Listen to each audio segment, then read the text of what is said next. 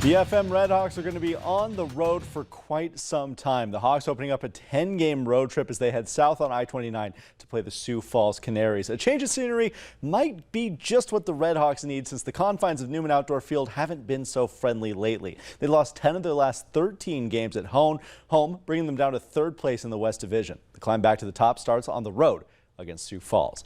This is the 7th meeting of the season between these two teams. The Redhawk fielding is en fuego early. Double plays in each of the first 2 innings. Manny Boscan takes care of this one himself, stepping on second and whipping it over to first to retire the side.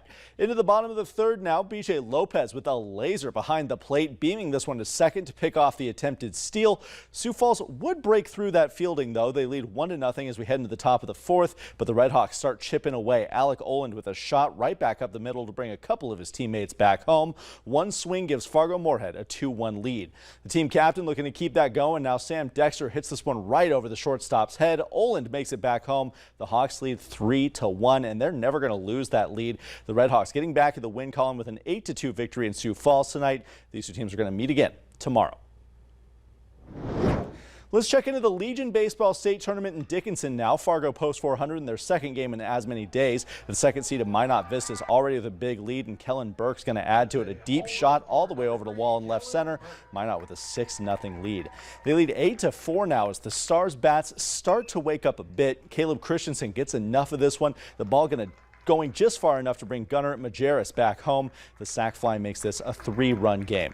But now here comes Colby Hansen, a liner to the gap in right center, and that's going to find some grass. Carson Bevel and Jake Jarashevsky come back home. The Stars cut that deficit to just 1 run, but that rally is going to fall just short. Morgan Nygaard checks in on the mound, strikes out 3 Stars batters in order to put this one away. Minot survives for the 1-run win. They meet West Fargo tomorrow.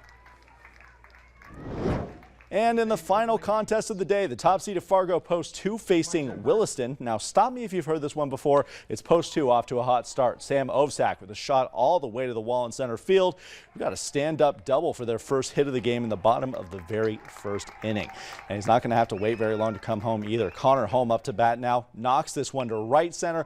Ovsak rounds third, and he's all the way back home. Post 2 jumping out to a 1-0 lead, and they're going to hold that going into the bottom of the third, and Charlie Kalbrenner is going to add to that with a deep shot of his own.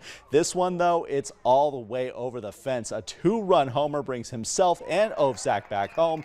Post 2 with an early 3-run advantage.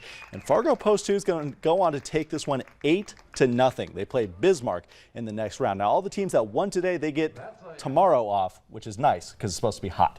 The elimination bracket is going to continue tomorrow, so we're going to have action from the teams that lost today coming up tomorrow, teams that won today coming up on Thursday. It is going to be very hot tomorrow. Hutch is back with details. Your final look at the forecast next.